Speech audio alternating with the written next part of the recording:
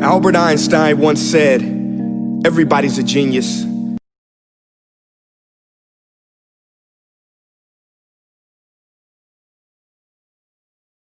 But if you judge a fish by its ability to climb a tree, it will live its whole life believing that it is stupid.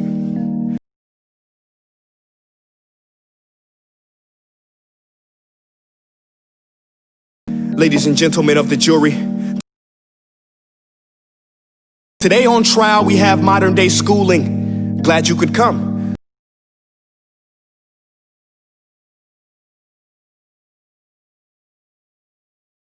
Not only does he make fish climb trees, but also makes them climb down and do a 10-mile run. Tell me, school, are you proud of the things you've done?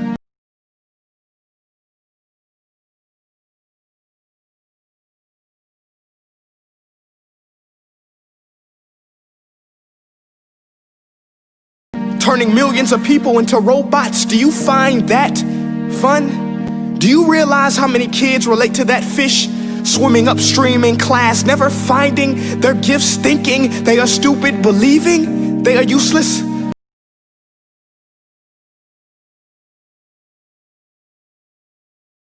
Well, the time has come, no more excuses. I call school to the stand and accuse him of killing creativity, individuality, and being intellectually abusive.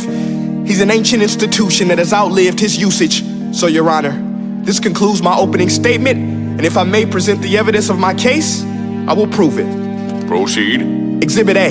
Here's a modern-day phone. Recognize it? Here's a phone from 150 years ago. Big difference, right? Stay with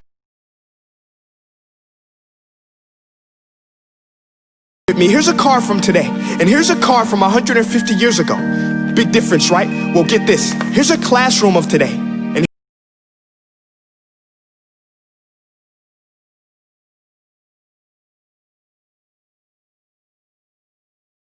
here's a class we used 150 years ago.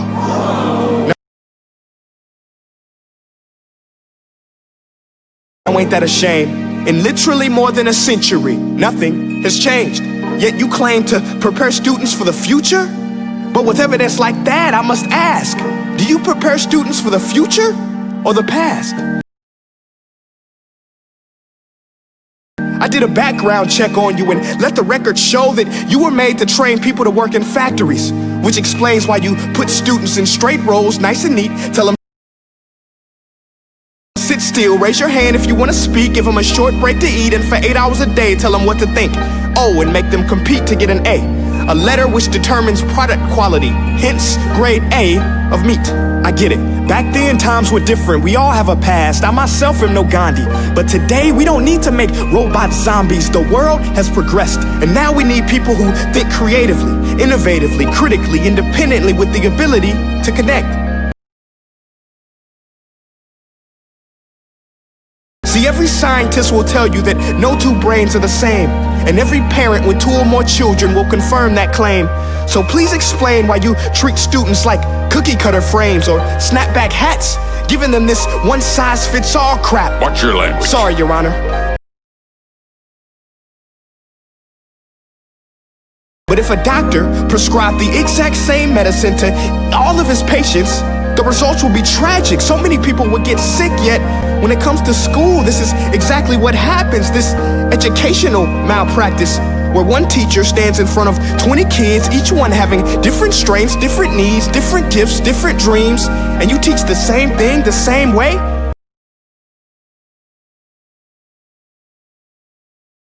That's horrific. Ladies and gentlemen, the defendant should not be acquitted. This may be one of the worst criminal offenses ever to be committed.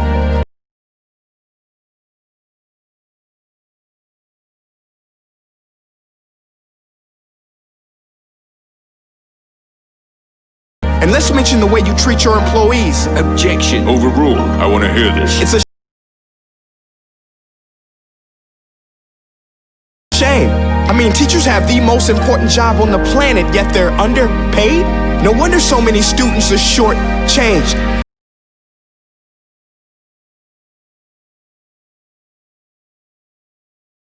let's be honest. Teachers should earn just as much as doctors, because a doctor can do heart surgery and save the life of a kid. But a great teacher can reach the heart of that kid and allow him to truly live. See, teachers are heroes that often get blamed.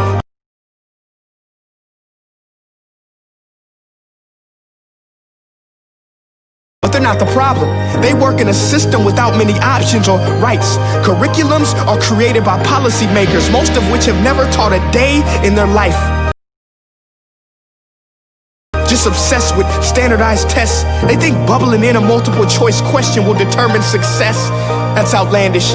In fact, these tests are too crude to be used and should be abandoned, but don't take my word for it. Take Frederick J. Kelly, the man who invented standardized testing, who said, and I quote, "These tests are too crude to be used and should be abandoned." Ladies and gentlemen of the jury, if we continue down this road, the results will be lethal.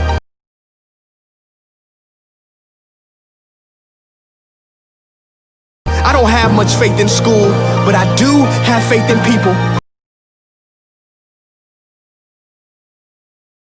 And if we can customize healthcare, cars, and Facebook pages, then it is our duty to do the same for education, to upgrade it, change it, do away with school spirit, because that's useless.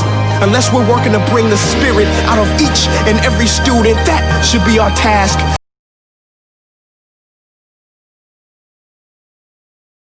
No more Common Core. Instead, let's reach the core of every heart in every class.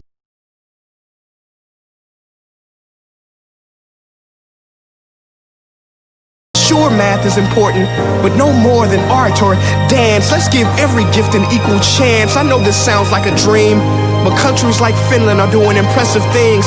They have shorter school days, teachers make a decent wage, homework is non-existent, and they focus on collaboration instead of competition. But here's the kicker, boys and girls. Their educational system outperforms every other country in the world.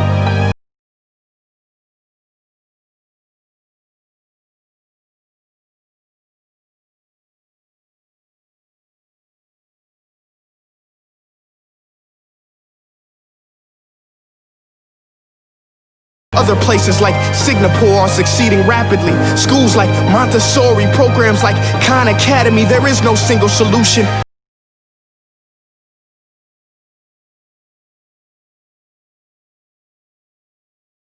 But let's get moving, because while students may be 20% of our population, they are 100% of our future.